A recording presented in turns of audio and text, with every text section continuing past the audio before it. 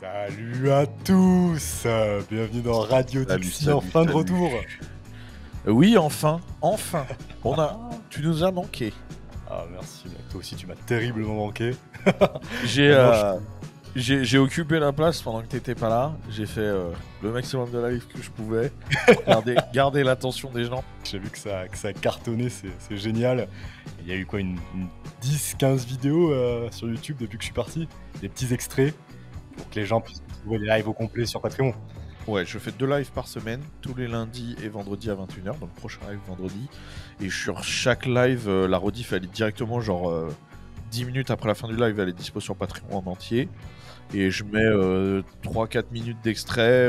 À chaque fois, je vais mettre 2-3 extraits sur YouTube pour attirer les gens, pour montrer un peu ce dont on parle dans les lives et sur TikTok. Et ça marche très bien. Et franchement, je suis super content. C'est un nouveau truc pour moi et tout d'être sur Twitch. Mais vraiment, c'est très confortable. J'adore. Ah bah c'est magnifique, mec. Aujourd'hui, on va vous parler de quoi, les gars? On va vous parler du triplement des tarifs de stationnement pour les SUV à Paris. Suite au vote de la mairie, qui a une vraie mascarade, vous allez voir. On va vous parler de la Cour des comptes, qui nous indique qu'une majorité de Français trouve le niveau des prélèvements trop élevé et critique la façon dont l'État dilapide l'argent public. On va vous parler du gouverneur du Texas, Greg Abbott, qui critique le projet du maire de New York, Eric Adams, de fournir aux migrants des cartes de crédit prépayées. D'Elon Musk qui s'insurge contre l'approche du président Biden en matière d'immigration, affirmant que le président laisse entrer des millions de personnes dans le pays afin que les démocrates puissent rester au pouvoir de manière permanente. J'ai bien envie d'avoir ton avis là-dessus, Baptiste, voir si c'est vrai ou si c'est des conneries. Ensuite, on va parler du président argentin Javier Milei, qui a franchi une étape importante vendredi, le Congrès ayant approuvé son vaste programme de réforme en faveur de l'économie de marché. Et on va terminer avec la Commission européenne et l'Allemagne qui ont un nouveau plan à 1500 milliards par an pour la réduction des gaz à effet de serre en Europe.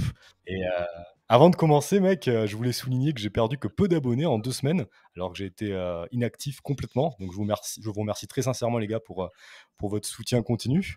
Et d'ailleurs, j'ai posté un podcast à la découverte des abonnés pendant cette absence que j'avais programmée pour qu'il se poste tout seul avec Tom, un greffier qui nous explique d'un point de vue historique comment nous en sommes arrivés à une justice aussi laxiste, du Moyen-Âge à Mitterrand, en passant par Napoléon et l'après-guerre. Je vous mets le lien en description, vous allez voir, c'est vraiment intéressant. Et en début d'émission, mec, tu nous parlais donc de ta façon de fonctionner avec les lives, rediffusion directement sur Patreon, des extraits YouTube, des shorts.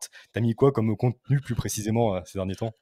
Oula, mais comme je t'ai dit, je fais 2 lives par semaine. Un live du lundi, tout sujet. Et un live du vendredi, le Power Live, où c'est un live sport, en gros. Et après, je fais des lives avec des invités. J'ai eu la Bérafray, on a Baptiste Labourde lundi prochain. Donc voilà, on a du beau monde, ça marche bien.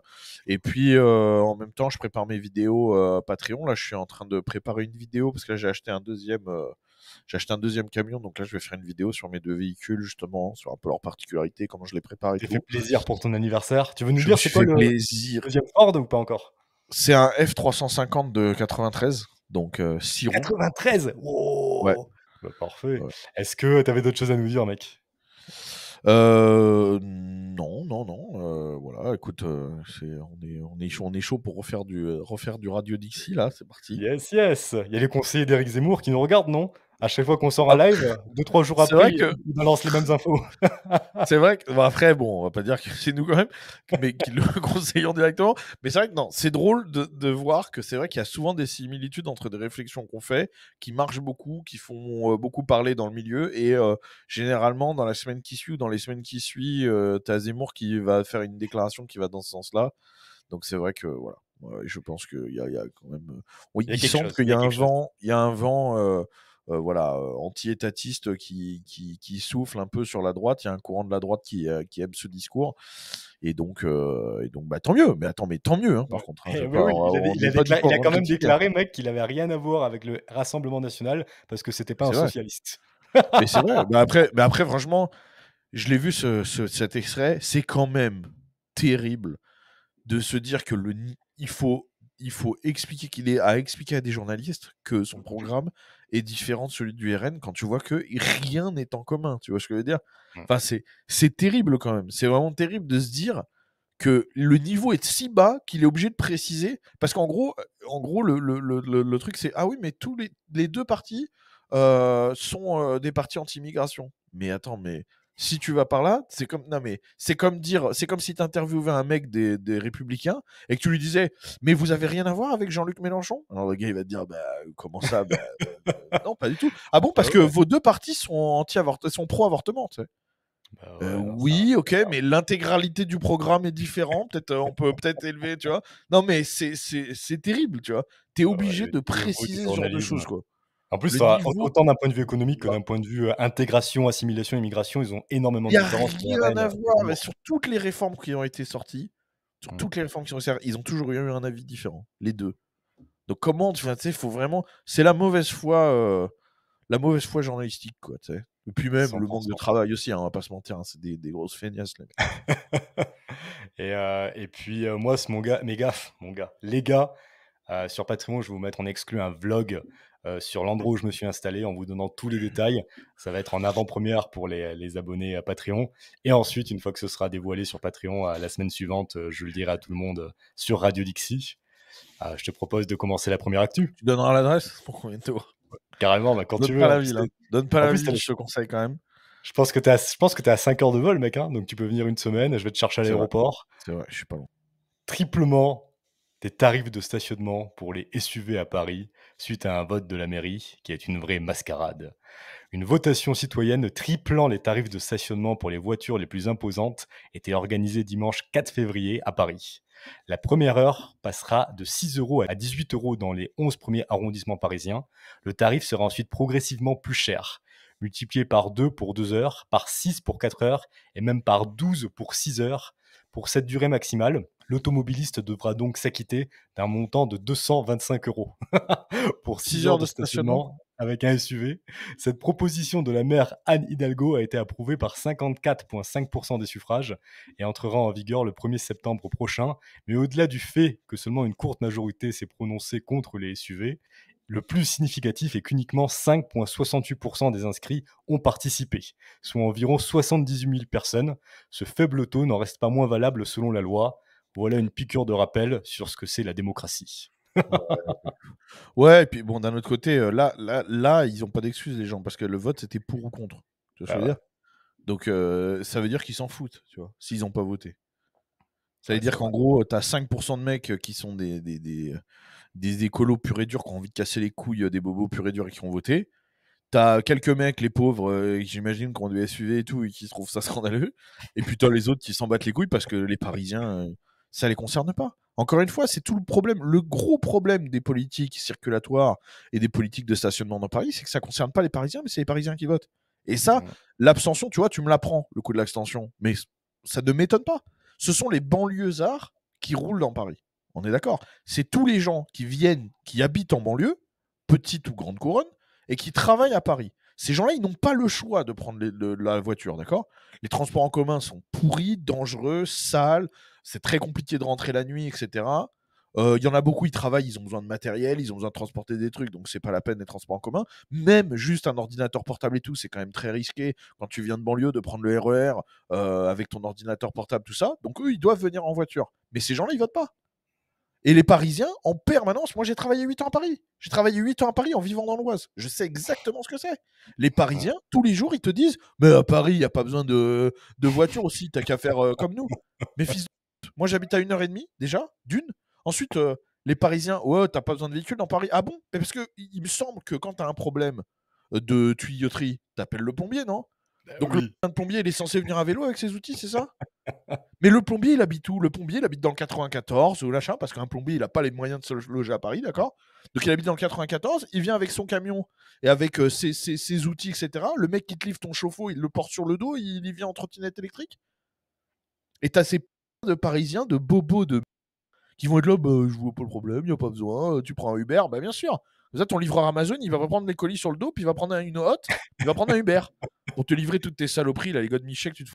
Ça y est, et ça y est, ça dérape. Ça dérape tout de suite sur la chaîne du Guise. Dès la première. Dès le premier Radio Dixie. Ça part en couille Et direct. voilà, ça En tout de plus, suite, mec, le mec, le travailleur avec 3 enfants, une femme, il a besoin d'un SUV, il a besoin d'une voiture un peu plus grande pour la Oui, poussette, donc les non, il faudrait qu'il valises. achète une deuxième voiture pour quand il va travailler sur Paris. Non, Ah mais oui, voilà. donc c'est Bref, encore mieux, ouais. c'est comme d'habitude. C'est comme d'habitude. C'est une petite élite de citadins qui crachent à la gueule du reste de la France. Et puis voilà. Mmh. Mais bon, tu sais, là, c'est 200 €. Puis demain, ils pourraient mettre 500 ou 5000. De toute façon, Ils qu'est-ce qu'on ils va ont faire? tiré le dé, comme tu nous avais Qu'est-ce qu'on expliqué la puis dernière qu'est-ce qu'on fois. va voilà, qu'est-ce qu'on va faire? Qu'est-ce qu'ils vont faire? Tu crois qu'il va y avoir même il pourrait y avoir des révoltes, hein, on l'a vu avec les agriculteurs, hein, ça les fera pas. Ils Ça vient de devraient nulle faire part. voter l'Île-de-France au lieu de faire voter Paris. Quand ils prennent une Ouais, décision à ah Paris, ouais, ils devraient faire voter la région. c'est vrai. Et là, quelque chose me dit que les votes seraient différents. Ah, c'est Vraiment. sûr et certain. Si Mais tu qu'est-ce dis, que tu penses, mec? Est-ce que tu penses que 5 ça devrait être, validé comme vote quand il y a que 5 de participation? bah, oui, parce que sur un vote pour ou contre, tu vois ce que je veux dire? En fait, regarde, un vote où tu élis quelqu'un, d'accord? Un vote d'élection où tu élis quelqu'un. L'abstention, on peut comprendre les gens qui s'abstiennent, parce que les gens qui s'abstiennent, c'est les gens qui ne trouvent tu peux dire: «Il y a aucun de ces mecs-là qui me représente», tu vois? Donc je m'abstiens. Mais quand Mmh, c'est pour ou contre, tu vas pas me dire: «Si tu as pas d'avis», bah, tu as le droit de pas avoir d'avis, mais dans ce cas, bon, bah, on va pas annuler un vote juste parce que tu as pas d'avis, tu vois ce que je veux dire? c'est Soit vrai. tu es d'accord ou pas d'accord et tu as eu la flemme d'aller voter, bah, dans ce cas, c'est ta faute, tu vois? Là, je suis désolé, mais je vais te dire, là, il y a une forte abstention, pas parce que les gens, sont, pas d'accord ou je sais pas quoi. Il y a une forte abstention parce que, comme je te l'ai dit, les Parisiens s'en foutent, ça les concerne pas. Si ça les Encore une concerne pas, fois, on mérite le ils sont pas tous gouvernement qu'on super a. é oui, On ils sont mérite le pas tous gouvernement super qu'on a écolos, et hein. puis ils sont les Parisiens sont responsables et tu le dis très, très bien mec, c'est qu'en fait, c'est des Parisiens qui ont voté pour des gens qui vivent en banlieue, tout simplement. Exactement, pour un truc qui concerne les gens de la petite et de la grande couronne, c'est tout. Mais comme d'habitude, C'est toutes les politiques circulatoires et cetera, c'est toujours comme ça. C'est toujours comme ça. Mmh. Quand ils ont fermé les voies sur berge, ils ont installé les pistes cyclables, après ils ont installé les trucs pour les vélib, après ils ont installé les trucs pour les autolibres, les machins. Ils ont supprimé petit à petit, ils ont rendu Paris complètement, heu, vraiment impossible à circuler. Et tu devrais te dire, si leur politique marchait, il devrait y avoir moins de voitures à Paris, tu vois? Bah Ça devrait oui, pas être bouché du puis, matin au soir. mec, les Tout ce que ça a transports changé c'est de la merde et puis les Tout ce transports que ça a communs. changé, c'est que c'est bouché du matin au soir. Mais attention, hein, je te jure, vraiment, je te mens pas. Là, quand j'avais mes studios à Nanterre, là, j'y passais régulièrement. Maintenant, Paris, c'est bouché de 6 h à 23 h. Je te jure que c'est vrai. Quand tu roules à minuit à Paris, on dirait qu'il est 21 h dans une agglomération normale. Mais je te À jure que c'est vrai. minuit! À À minuit! minuit, tu roules à minuit à Paris. Tu sais, tu roules à minuit, je sais pas moi, à Grenoble ou à Montpellier, tu roules à minuit, il y a quasiment personne, tu vois, il y a quelques gens parce que c'est des grosses agglomérations. Mais à Paris, tu roules à minuit, tu as du monde comme à 21 h ailleurs. Tu as du monde partout, mais juste ça roule. Heu, À Putain, 22 h, c'est à 22 h, tu es l'enfer. sur le périph', tu es à 5 km/h. Ouais et les Et à transports en plus, 6 h mec, du matin, c'est rouge. les transports en commun, ils sont toujours en retard, ils sont sales, il y a plein Mais d'insécurité c'est et tu sais, bien sûr, bien au lieu sûr. de forcer les gens à utiliser les transports en commun en mettant plein de taxes et plein de règles partout, ils pourraient pas se dire: «On va essayer de rendre les transports en commun De plus les attractifs». améliorer. Bien sûr que non, mais t'es malade, mais t'es fou. Et t'es un extrémiste, c'est pour ça que tu dis ça, parce que tu possédé par le diable. Mais mais non, c'est pas comme ça que ça marche. On va juste taper sur les gens qui ont de quoi Il se y a le chier à la figure. Parisien qui a fait un article sur les libertariens en disant que c'était un mouvement ultra violent. Que c'était le pire de l'extrême droite. Bah tiens, bah déjà en France, déjà l'extrême droite en France, ça représente déjà pas grand monde. Mais alors les libertariens, là on est proche du néant, hein, donc ultra violent peut-être, mais sur un échantillon extrêmement faible quoi, de personnes quoi. Bah oui, et pour rebondir C'est-à-dire qu'en fait, là-dessus. on est 5, donc s'il y en a un qui est ultra violent, ça fait quand même 25 de l'effectif, tu vois? Donc c'est sûr que ça va vite, hein. 25 des libertariens sont ultra violents. Bah oui, il suffit qu'il y en ait un qui soit violent, il y a tellement peu, l'échantillon comparatif, il est tellement faible. Ah ouais, Ah, je te jure. vingt-cinq Ouais, pour parce que cent des libertariens sont des ours, de 2,5 m. oui, bah, Pierrot. du coup, oui. C'est ça. En parlant des Français de manière générale, la Cour des comptes. Et 50 ne vivent même pas en France. Et les autres Donc c'est 50 veulent se donc casser.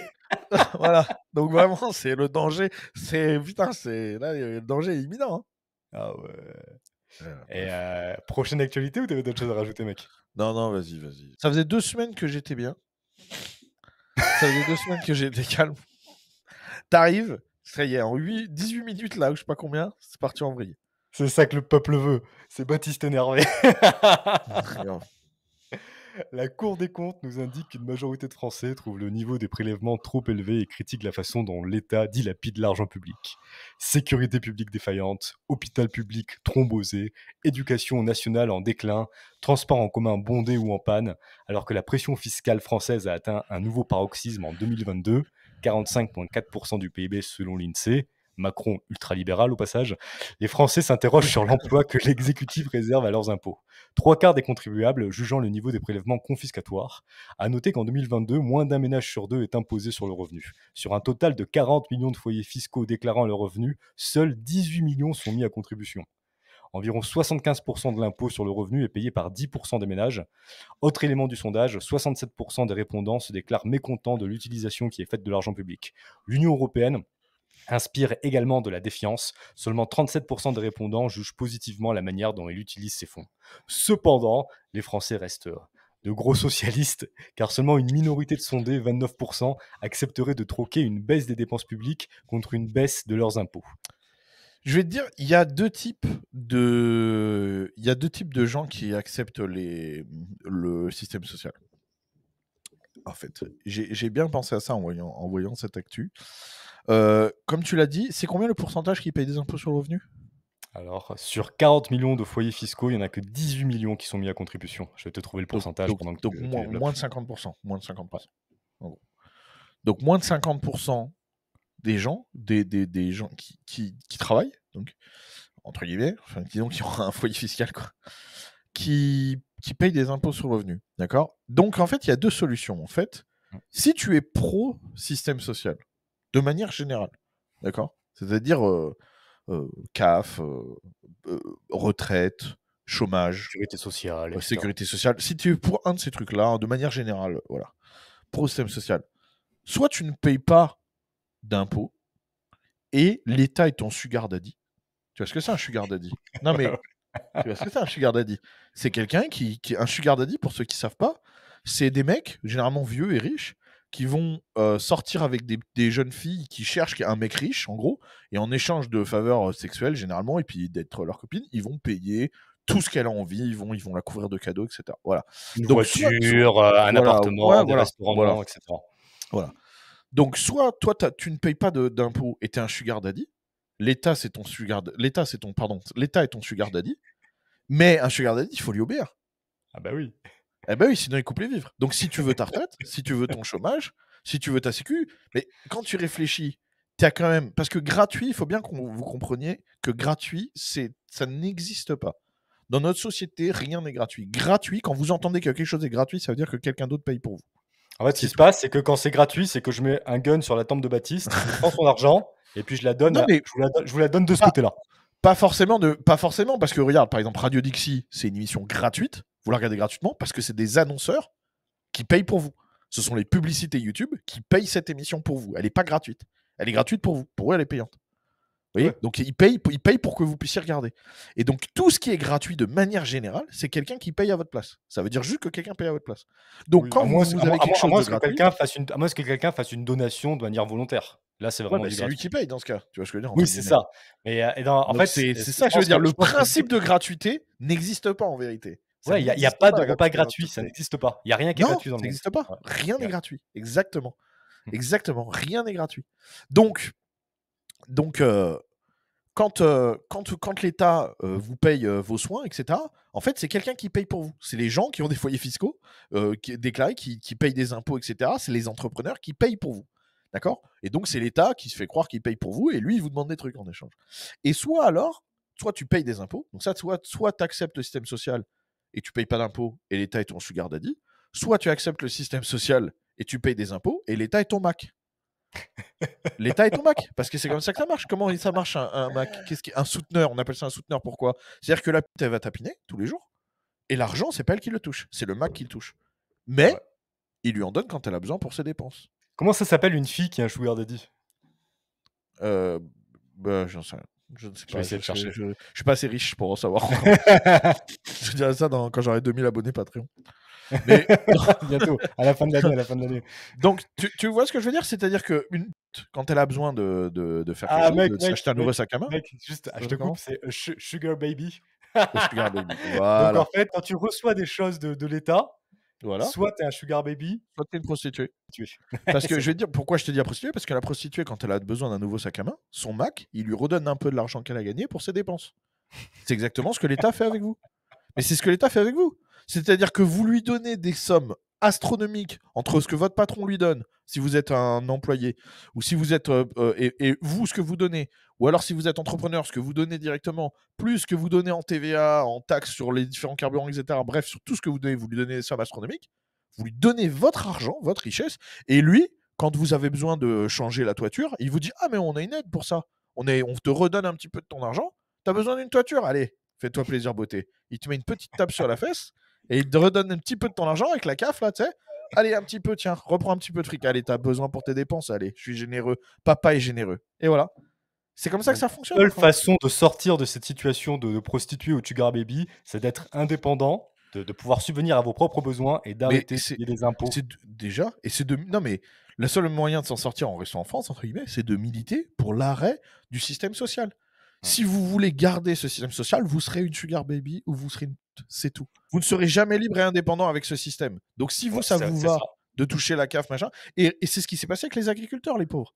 C'est que les agriculteurs, ils en peuvent plus, ils en ont marre, ils sont en train de crever, et vraiment, je les soutiens à 100%, mais il y a la moitié des agriculteurs qui vivent aujourd'hui, vu comme le système est fait, par la PAC, par les subventions de la PAC. Ce mouvement des agriculteurs, au lieu de demander plus d'aide d'État, ce qu'il devrait faire, c'est que l'État arrête de les aider complètement, arrête de les Com- réguler, arrête de leur complète- taxer leur essence, Exactement.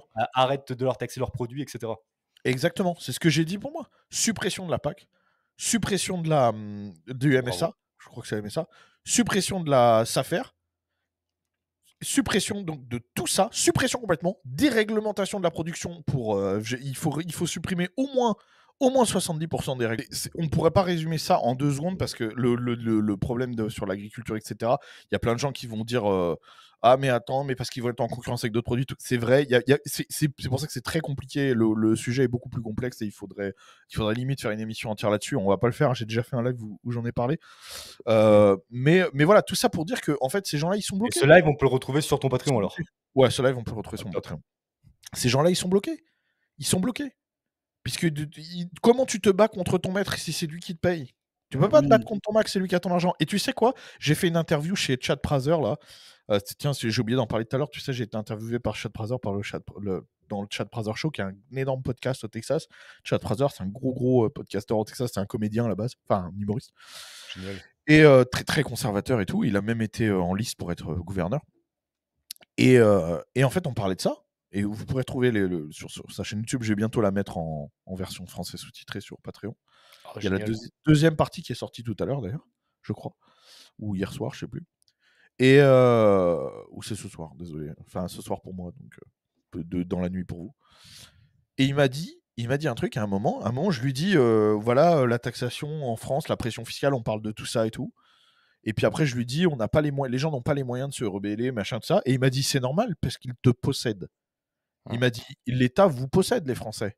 Avec ce taux de taxation et ce taux d'ingérence dans l'économie, l'État vous possède déjà. Et il a raison. Il a raison. L'État nous possède. Enfin, vous maintenant, les Français. L'État possède les Français. Il possède les agriculteurs, 100%, il mec. possède les Comme il y a, travailleurs. il y a- il y a une phrase que je dis souvent et que les abonnés adorent, c'est que l'argent, c'est le nerf de la guerre. Tant que l'État contrôle l'argent, vous pouvez rien faire.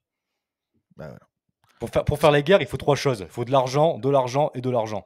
C'est tout. Et Non, là, mais l'État vous absorbe tout votre fric, donc vous êtes il faut de complètement la, bloqué. moi je dirais qu'il faut quand même de la matière physique entre guillemets pour faire la guerre, c'est-à-dire il faut des gens aptes à le faire, tu vois. Mais il faut la volonté de le faire surtout. Tu vois ce que je veux dire? Et le Tu truc disais c'est quelque qu'il chose faut de la très intéressant volonté, par rapport. de sortir de cette servitude, tu vois.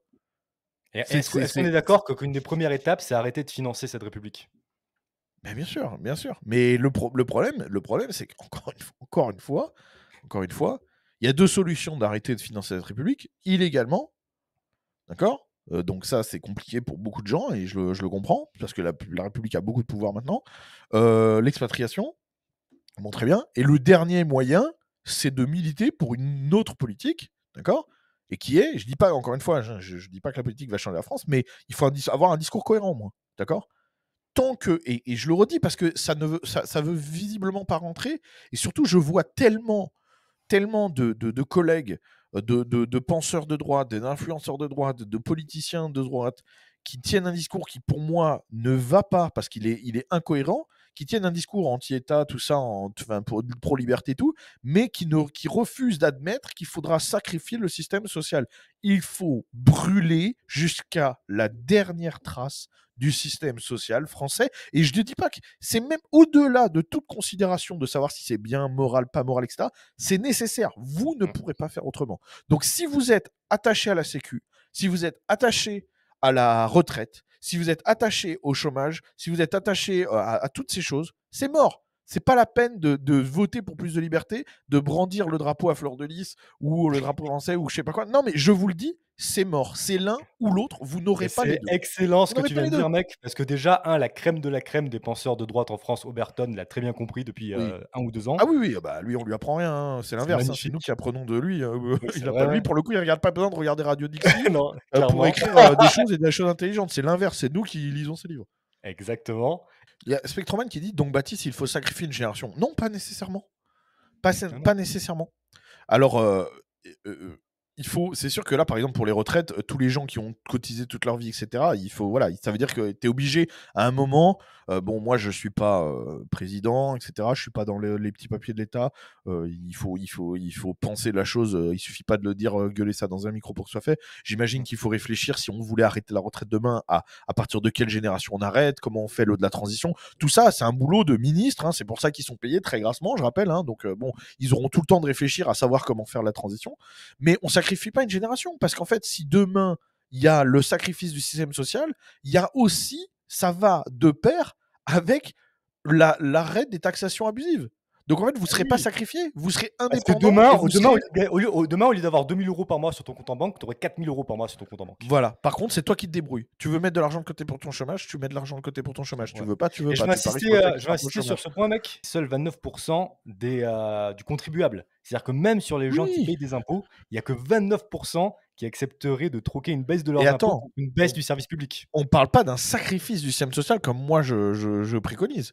On Une parle simple juste baisse. d'une baisse des dépenses publiques. Mais, alors attention par contre, pour leur défense, comme je le dis depuis des années, comme il n'y a pas d'audit des dépenses de l'État, les gens qui font pas un boulot de recherche comme nous, et encore, nous on fait un boulot de recherche parce que c'est notre sujet, et je pense qu'on est au courant de maximum 10% de ce qui se passe, tu vois, avec Oui. l'argent de l'État. Non mais c'est vrai, les gens ils disent dépenses publiques, mais ils n'ont pas les dépenses publiques sous les yeux, ils se rendent pas compte. Si demain tu leur disais vraiment, écoute, aujourd'hui, on va lire le livre, d'accord? On va lire l'audit financier de l'État, tous les deux. Je vais te montrer chaque ligne de dépense et je vais t'expliquer exactement en détail pour que tu puisses comprendre, parce que c'est ça aussi, attends, il y a des trucs, ça doit être ultra compliqué, tu vois. Mais si on prenait vraiment le temps, et ensuite la personne, tu lui redemandes s'il y avait une baisse des dépenses publiques, alors là, je suis sûr que tu montes à Bah plus de oui, 90%. Mais c'est c'est juste qu'ils n'ont pas sûr, l'information. c'est sûr, les gens n'ont, mais oui, les gens n'ont pas l'information, mais c'est normal. Quand tu commences à leur dire, quand tu vas commencer à leur montrer ce qui part dans des saloperies d'art moderne, parce que ça, c'est des choses qui, quasiment tout le monde va être d'accord sur ces sujets. On n'est plus sur la sécu et tout. C'est-à-dire que 80, je vais dire un chiffre au hasard, mais sans déconner, il suffit de sonder des gens, tu es à 95% des Français qui trouvent que l'art moderne, ça pue la merde. On est d'accord. Bah oui. C'est vraiment une toute petite élite. Quand tu commences, donc ça, c'est un sujet où il n'y a pas je dis pas que c'est un gros budget, mais je dis juste, c'est un exemple précis que je prends. Ça, par exemple, si tu montrais les dépenses qui vont pour faire des centres culturels, des saloperies et tout, pour ce genre de truc, là, tu as 95% des Français qui diraient non, on arrête. Quand on Bah oui, construit un mec. métro à Bamako ou je sais pas où, quand il y a des trucs comme ça qui partent, ou même pour l'Ukraine, hein, même pour l'Ukraine, tu aurais une majorité de Français qui diraient non, mais attendez, on est dans la merde, nous, non, Puis tu même vois. autre chose au-delà de ça, mec. Je sais pas ce que t'en penses, mais toutes les associations LGBT, toutes ces conneries d'art moderne, toutes ces victimes en fait là, si elles arrêtent de se faire financer par l'État, il y a la sélection naturelle qui va se produire, mec. Soit elles Bien vont faire sûr, quelque chose d'utile, soit elles vont disparaître. bien sûr, évidemment, évidemment, évidemment. Non, mais voilà, Parfait. de toute façon, on le répète à chaque épisode, hein, mais voilà. Dites-vous ça, dites-vous ça. Arrêtez d'accepter d'être une sugar baby ou d'être la meilleure gagneuse de l'État, parce que c'est ce qu'on est. On est leur meilleure gagneuse. Ah, au moins, je vous dis pas d'arrêter de payer vos... Enfin, si, moi, je vous dis d'arrêter de payer vos impôts, mais je veux dire, je comprends que ce soit pas facile, soit compliqué, que vous soyez obligé, mais au moins, ayez un discours cohérent et au moins militer ou ayez un discours contre ça. Il faut que vous l'acceptiez et il va falloir que les gens acceptent cette idée. C'est comme ça.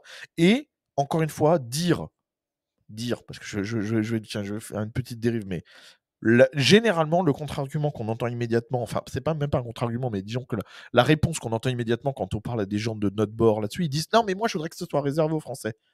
Mais pourquoi?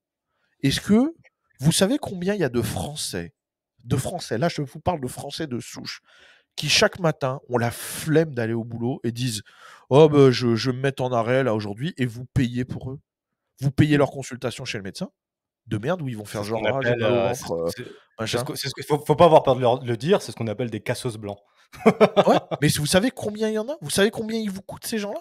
Parce Bah que oui. je voyais les gens, tout le monde gueuler parce que oui, on rembourse, les changements de sexe des transsexuels. Tous les droitards sont d'accord pour dire que c'est une honte.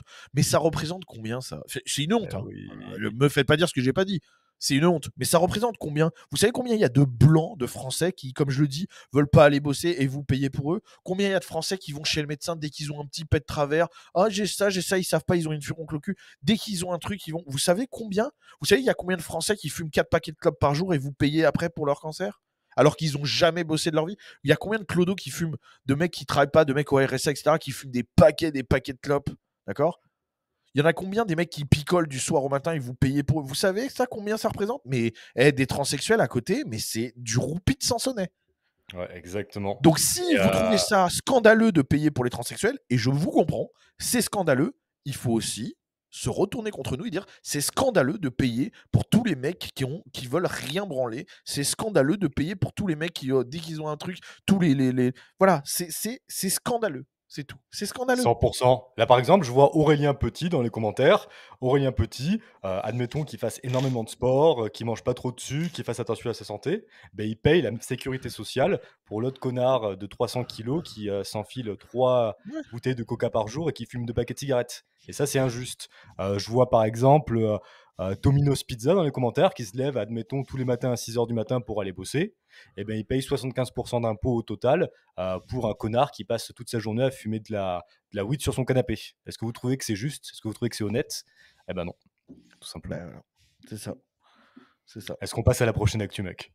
Ouais. Le gouverneur du Texas, Greg Abbott, critique le projet du maire de New York, Eric Adams, de fournir aux migrants des cartes de crédit prépayées, qualifiant la proposition de folie, de répréhensible et même d'offensante.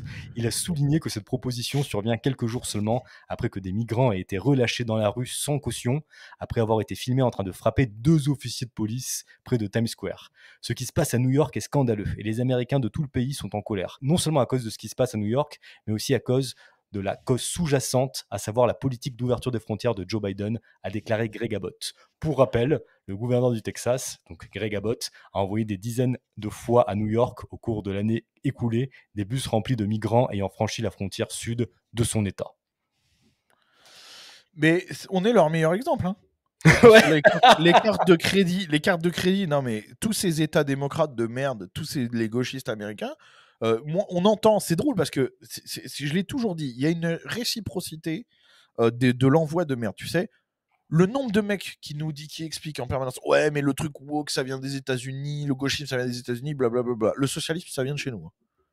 Ce socialisme-là, comme ça vient de chez nous, ça vient pas des États-Unis. Donc, je suis d'accord que le wokisme, c'est venu de chez eux, ils nous ont envoyé la merde, on leur a envoyé le socialisme 100%. Parce que tous ces trucs-là, et à chaque fois qu'en Californie, ils sortent une nouvelle merde ou dans un État comme ça, à chaque fois, je me dis, ah bah ça existe déjà chez nous. Mais c'est vrai. Quand ils ont commencé à faire les châles de shoot, les de la tanks, France. machin, etc. En fait, et tout, je disais, bah, ça, on a ça en France. Là, les cartes de crédit pour les migrants, on a ça en France depuis longtemps. Et nous, on a même la CMU. Alors là, c'est censé s'arrêter ou je sais pas quoi, tu vois. Eux, ils y sont pas là. Bientôt, à New York, ils vont avoir un scandale parce qu'ils vont dire, il faut qu'on paye les soins, ils vont faire une assurance santé pour les migrants. Et nous, on va dire, ah bah quoi, nous, ça fait 20 ans qu'on l'a, ça. En fait, mec, nous, les Européens, on leur a envoyé le marxisme. Eux, ils nous ont envoyé le wokisme. Nous, on leur envoie les cartes de crédit prépayées pour migrants. Ouais. Non, mais les gauchistes, ils s'envoient des trucs entre eux. Et donc, Greg Abbott, c'est sûr qu'au Texas, c'est pas l'ambiance de donner des cartes de crédit aux migrants. Surtout en ce moment, en pleine crise des frontières, on essaye de tout fermer. Donc, oui, je comprends que ça le choque. Mais oui. Nous, c'est terrible parce qu'on n'avait pas choqué, parce qu'en fait, chez nous, ça arrivait déjà depuis longtemps. Mais bon, qu'est-ce que tu veux que je te dise? Eric Adams, ouais. Et c'est vrai que là, tu sais, j'ai vu beaucoup la nouvelle tournée. au Texas sur ces migrants qui ont attaqué les policiers. Et encore une fois, ça me tue parce qu'en fait, c'est tellement devenu normal chez nous, tu sais. Ce qui fait encore un scandale ici, tu vois. Chez nous, ça aurait un poste sur Occidentis et puis c'est tout, tu vois. Ça ferait pas plus qu'un poste sur Occidentis chez nous.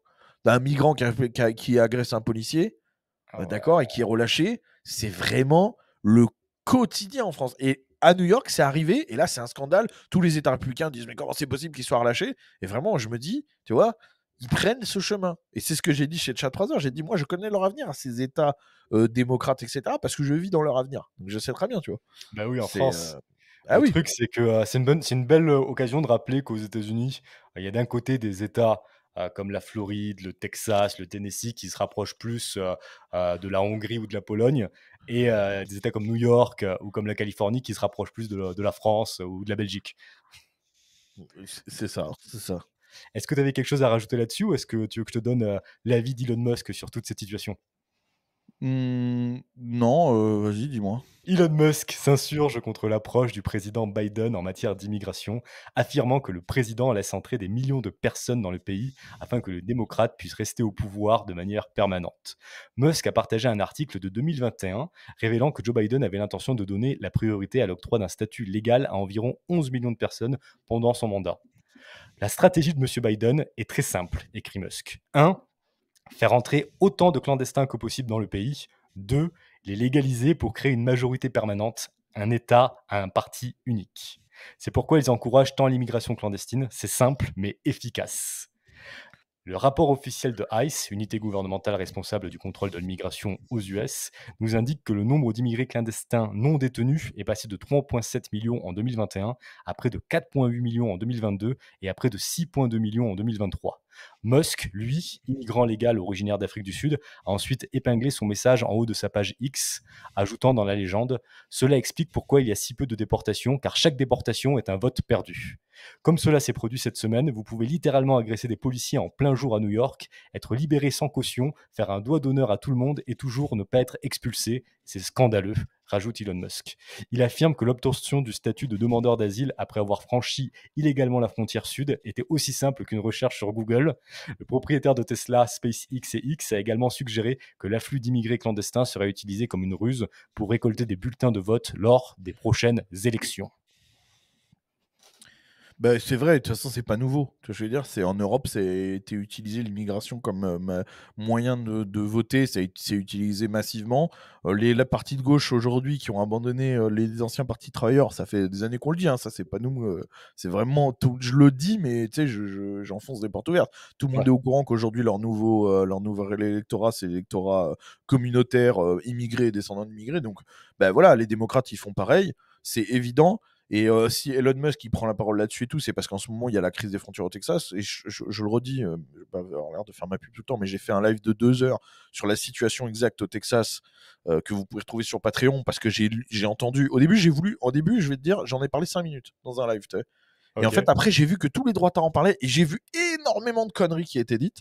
Et je me suis dit, bon, attends, il va falloir qu'on réexplique parce que les gens, ils n'arrivaient pas à saisir. On m'envoyait des trucs en mode c'est la guerre et tout. J'étais là, genre, attendez. Donc, j'ai tout réexpliqué, etc. Et je pense que les gens vont beaucoup apprécié ce live. D'ailleurs, il y avait énormément de monde sur ce live. Donc, voilà, si ça vous intéresse, allez voir ça. Et donc, dans ce bras de fer entre 25 États et notamment l'État du Texas en première ligne et le gouvernement, bah, c'est Elon Musk qui a pris la parole sur le sujet. Et c'est bien. En plus, en tant qu'immigré, c'est toujours percutant, tu vois. C'est toujours pertinent. Mais oui, entre guillemets, encore une fois, l'Amérique découvre un phénomène que nous en Europe, sur lequel nous en Europe on lutte depuis des années, c'est l'immigrationnisme comme vecteur d'électorat, quoi. Donc C'est triste parce que tous ces gens-là qui migrent de pays qu'ils fuient à cause du socialisme qui a détruit leur pays, ils viennent voter pour plus de socialisme.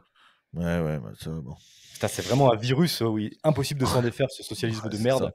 Non, mais en plus, ça marche pas non plus. Ça marche, mais pas autant que ça, tu sais. C'est-à-dire qu'il y a quand même une partie de l'immigration qui finalement ne vote pas pour eux, tu vois. C'est-à-dire que toute Ouais. la partie un petit peu intelligente, tous ceux qui ont fui pour certaines raisons, et je le vois moi en discutant beaucoup avec des Mexicains, etc., ils veulent pas Tu vois, je veux dire que ils veulent pas déjà, notamment avec les problèmes avec les cartels, sur tout ce qui est sécurité. Tu vois, tous ceux qui ont fui les cartels, bah, ils ont très peur, donc ils sont très pour une politique très sécuritaire. Et puis, mais c'est plutôt les générations après, généralement. Ouais, putain, c'est Comme, triste, ils comme leur en mettent ça France. dans la Comme tête, en France. le Ouais. méchant blanc, le Génération méchant Netflix. colonisateur. Et puis, Voilà. mec, ce qui se passe, c'est que, comme Ils tu vont le à dis, l'université, laisse tomber. une majorité de latinos au Texas ou en Floride, ça vote conservateur. En France, par contre, tu sais, l'Algérie, le Maroc et tout ça, c'est bien plus socialiste que la France. Quand tu regardes concrètement les chiffres, et même dans les classements des pays les plus socialistes du monde, des pays comme l'Algérie, c'est ultra socialiste. Eux, ils viennent en France et puis ils votent pour l'extrême gauche, le communisme. En Ouais. France, ils votent Mélenchon. Chez eux, ils sont royalistes anti-immigration africaine, noire Ouais, ouais, africaine. c'est vrai. C'est vrai, c'est vrai. C'est vrai, bah ouais, Quel qu'est-ce que tu enfer. fais? Ouais. Quel enfer. Du coup, c'est cool qu'un gars comme Elon Musk, avec une voix qui est quand même très portante, qui est un des hommes les plus riches du monde, qui est l'homme le plus riche du monde, comme quoi les Afro-Américains aux États-Unis peuvent très bien réussir. C'est un Mais- Afro-Américain Ouais, techniquement. ouais, je sais, ouais.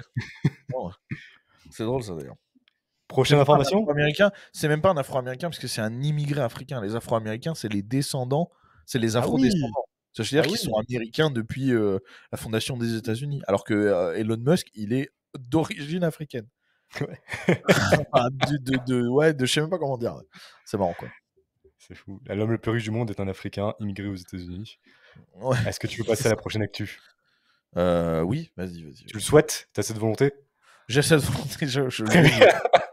Le président argentin Javier Milei a franchi une étape importante vendredi. Le Congrès y a approuvé son vaste programme de réforme en faveur de l'économie de marché, levant ainsi l'un des principaux obstacles sur sa route. Après 3 jours de débats houleux et malgré les pressions exercées par l'opposition pour faire échouer l'ensemble des réformes, la Chambre des députés a approuvé la législation controversée par 144 voix pour et 109 contre. Ne détenant que 28 des 257 sièges de la Chambre, le parti de Milei, la Libertad Avanza, n'a pu obtenir suffisamment de soutien pour faire passer le projet de loi qu'en abandonnant un certain nombre de mesures. Environ la moitié des changements apportés au projet de loi initial ont été maintenus. Plusieurs mesures fiscales ont été abandonnées, notamment les modifications du système de retraite. Le gouvernement de Milei a également accepté de réduire le nombre d'entreprises publiques qu'il avait promis de privatiser. Le projet de loi révisé, qui visait à l'origine à se débarrasser de 41 entreprises publiques, dont la compagnie aérienne Aerolíneas Argentinas, la plus grande banque du pays Banco de la Nación et l'agence de presse Telam, n'en vise plus que 27. Notamment la compagnie pétrolière YPF et la monnaie nationale resteront la propriété de l'État, tandis que d'autres entités feront l'objet d'une privatisation partielle. Alors que le projet de loi a été débattu, des manifestants se sont rassemblés devant le Congrès pour s'opposer aux réformes de Milei. Les protestations ont conduit à des affrontements avec la police anti-émeute, les manifestants ayant jeté des pierres sur le bâtiment et la police ayant répondu par des gaz lacrymogènes et des balles en caoutchouc. Plus de 20 journalistes ont été blessés par des projectiles et au moins 8 manifestants ont été arrêtés. 7 policiers ont également été blessés. Après le vote, et je termine là-dessus, Milei a déclaré que les dirigeants de l'opposition qui ont soutenu ces réformes ont compris que le contexte est historique et ont choisi de mettre fin au privilège de la caste et de la république corporative en faveur du peuple qui a été appauvri et qui a faim. Qu'est-ce que tu penses de ça, mec? Encore une fois, c'est comme à chaque fois qu'on parle de sujet, c'est difficile parce que bon, faudrait déjà entendre. Moi, je suis toujours partisan d'entendre les deux bords, tu vois ce que je veux dire, avant de. Ouais.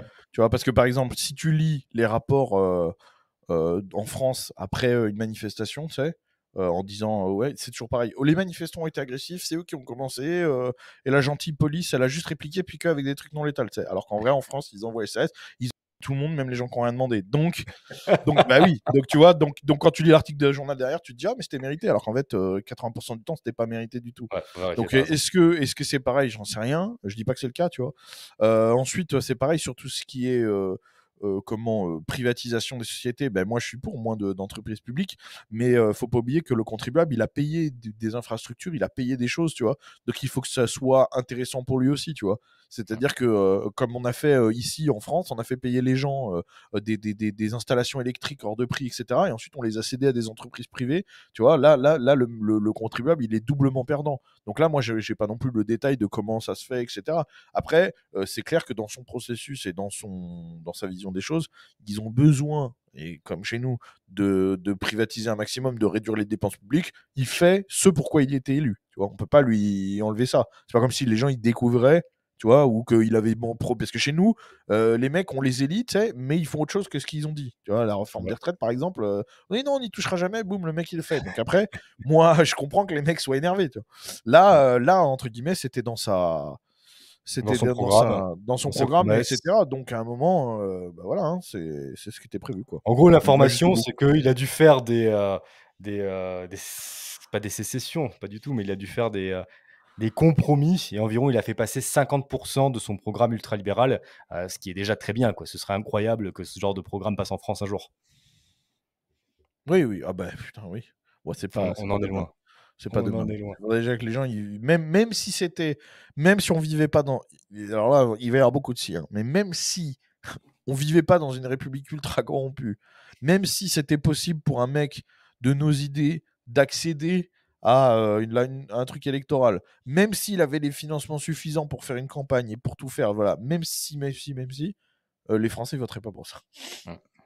Donc Malheureusement, bon, c'est on l'a vu réglé. tout à l'heure, hein. Donc c'est Enfin, réglé. il y a que 24% du Voilà. contribuable, donc il y a que Donc 24% des gens qui c'est payent des réglé. impôts qui accepteraient une réduction Ouais. des dépenses publiques de l'activité de l'État.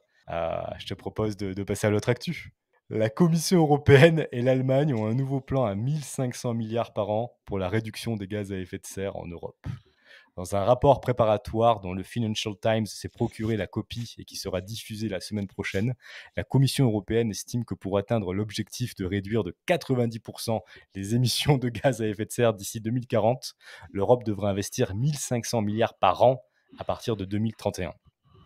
Drue Godfried, auteur belge, Godfriedi, Dis un auteur belge parce que on comprend pas de toute façon de qui il s'agit. Drue Godfriedi, auteur belge, commente que nous assistons à la plus fabuleuse dérive idéologique et extrémiste européenne, en réalité allemande, depuis le national-socialisme des années 1920 et 1930. Lui, il s'est lâché. Rien n'est assez, rien n'est assez beau, rien n'est assez grand, rien n'est assez dévastateur de notre monde ancien quand il s'agit de préparer l'avènement du paradis écologiste tel que le rêvent les Allemands et leurs innombrables complices. Relais, alliés idéologiques au sein et autour des institutions européennes. 1500 milliards par an pendant 10 ans, c'est 10% du PIB européen par an. Pendant 10 ans, juste pour remplacer des sources d'énergie pérennes par des sources d'énergie intermittentes selon le principe d'Energiewende allemande, qui, c'est un détail, a complètement et misérablement échoué selon tous les organismes de contrôle de la République fédérale allemande. En 2023, pour information, l'Allemagne émet 10 fois plus de CO2 par unité d'énergie produite que la France. Alors, qu'est-ce que tu penses déjà du peuple allemand? Non, on va pas recommencer avec ça. On va pas recommencer avec ça. Non, mais en fait, c'est terrible cette histoire parce qu'en fait, on est en train de faire une opposition d'idées là où il y en a pas. C'est-à-dire que on est en train de créer un monde et on est en train de créer un espèce de paradigme où l'écologie, ça coûte de l'argent.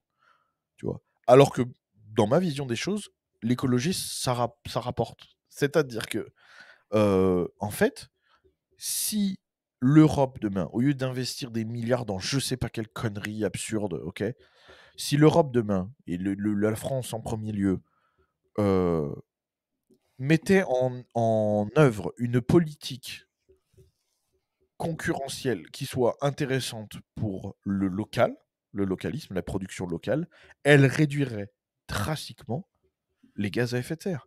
Puisqu'on sait que, par exemple, l'importation de produits, et notamment de Chine, etc., c'est catastrophique et ça représente une gigantesque part des gaz à effet de serre. Les cargos, les avions, etc. Donc tout ce fret, qui représente vraiment, vraiment une part, j'ai pas les chiffres en tête, mais c'est astronomique. Tout ce fret, si on avait une politique qui permettrait aux industries de produire en France, d'accord, ben déjà, moins d'importation. Si on avait une politique qui mettait en avant le localisme dans l'agriculture, qui permettait aux locaux, aux produits locaux, etc., d'avoir de la valeur, d'accord, d'avoir de la viande de chez nous, d'avoir des légumes de chez nous, d'avoir une production, voilà, de pas avoir à aller chercher des trucs partout, d'avoir une production textile, par exemple, d'avoir une production plastique, d'avoir une production métallurgique, etc. Mais déjà, mais il réduirait drastiquement les gaz à effet de serre. Il n'y a pas besoin qu'on achète des hybrides ou je sais pas quoi. Il n'y aurait pas besoin d'aller jusque-là. Il y aurait pas de... Arrêtez de taxer le paysan qui vit à 5 kilomètres de chez vous, arrêtez de lui mettre plein de régulations Bien sûr, et il ça n'a pourra aucun vous sens. proposer des produits frais, locaux, que vous pourrez vous aller acheter directement. Aujourd'hui, Bien c'est sûr. impossible dans le système français complètement bolchevique. Ben c'est ça. On a un système qui a fait que fuir toute l'industrie en France, il n'y a plus d'industrie en France. Donc, de par le fait, on ne produit plus, on est obligé d'acheter quelque part. Ça, c'est comme ça. Les gens, ils vont pas se passer d'aspirateur ou de machine à laver sous prétexte qu'il y en a plus qui sont produites en France. Hein, Ah oui. c'est comme ça. Donc il faut mettre ça en avant. Et en plus, tu vois, c'est fou parce que l'Allemagne, par exemple, ils ont une force d'industrie puissante, tu sais.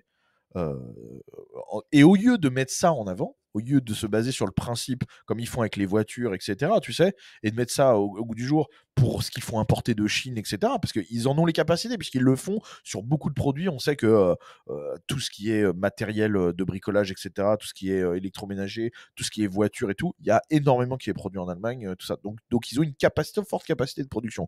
Au lieu de mettre ça, de mettre cette politique qui fonctionne pour ça en avant, pour le reste, pour ce qu'ils font de Chine, etc., et je suis sûr qu'ils réduiraient encore leur gaz à effet de serre. Et puis alors après, bon, il y a la partie énergétique où là, il y a le débat. C'est-à-dire que c'est sûr que s'ils mettaient en avant du nucléaire, parce que je rappelle que c'est l'énergie décarbonée par excellence, d'accord. Ah oui. Si on construisait, ils voulaient investir de l'argent, investissaient dans des nouveaux, Parce dans que des c'est ce nouveaux tellement réacteurs. ils ont fermé toutes leurs centrales nucléaires, ils ont plus que du charbon et Je du sais pas, coup, ils ils ont tout récupèrent fermé. je vais vérifier, je te laisse En continuer, tout je cas, ils ont une majorité de leur production qui est carbonée. Voilà, il y a que ça comme alternative au nucléaire. Ne me parlez pas des éoliennes ou des panneaux solaires, etc. Puisque ici, on n'a pas la place. C'est pas vrai. On n'a pas la surface. Ça marche ici au Texas pour une partie d'énergie parce que la surface est gigantesque et que personne n'y vit. Donc vous pouvez avoir des centaines de milliers d'hectares qui sont couverts de panneaux solaires ou d'éoliennes. Mais en France, c'est pas possible. En France, c'est pas possible parce que le peu de place qu'on a où il n'y a pas de personne dessus, il faut bien qu'on cultive, il faut bien qu'il y ait des cultures, des animaux, des machins. Donc Ah ouais. c'est Attends pas, mec, ce sera pas viable pour un pays comme j'ai la une France. info importante pour toi. Avec la mise à l'arrêt de ces 3 derniers réacteurs, l'Allemagne achève sa sortie du nucléaire. Donc 100% charbon. De toute façon, les Allemands, ça a toujours été ça, hein.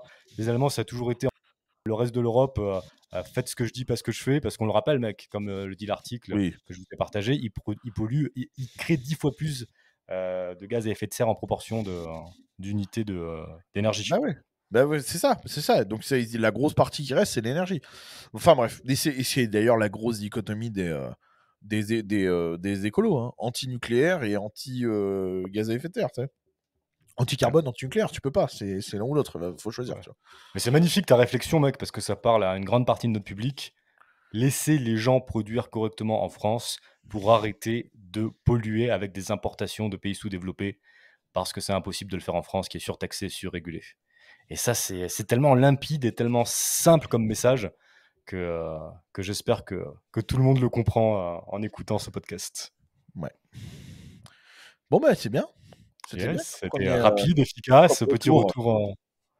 On a été petit bon. retour en selle. Est-ce que tu veux terminer là-dessus? Oui, oui. Puis encore une fois, moi je suis en live vendredi, puis lundi, puis mardi prochain. Non, mardi prochain il n'y a pas de Radio Dixie, c'est le mardi d'après, parce que la semaine prochaine j'ai ma sœur qui est là toute la semaine. Ok. Et ça fait 1 an et demi que je l'ai pas vue, donc je t'avoue Ah que je ouais. passe du temps avec elle. Voilà, mais on revient Radio Dixie dans 15 jours. Très bien, dans 15 jours, c'était comme ça initialement. Donc, si on en fait chaque semaine, c'est que du Ouais. bonus, les gars, ne vous plaignez Ouais. pas. Mais dans 15 jours, on revient. Mais trop cool que tu puisses voir ta sœur. Et puis, rediffusion tous les dimanches à 17h sur YouTube. N'hésitez pas à aller voir nos Patreons. Comme le dit souvent Baptiste, vous pouvez vous abonner, tester si ça vous plaît pas. Vous pouvez vous désabonner pour le mois suivant. Et je te remercie énormément, Baptiste. Je suis vraiment content d'être de retour. Et ciao à tout le monde. Ciao, mec. À plus, ciao.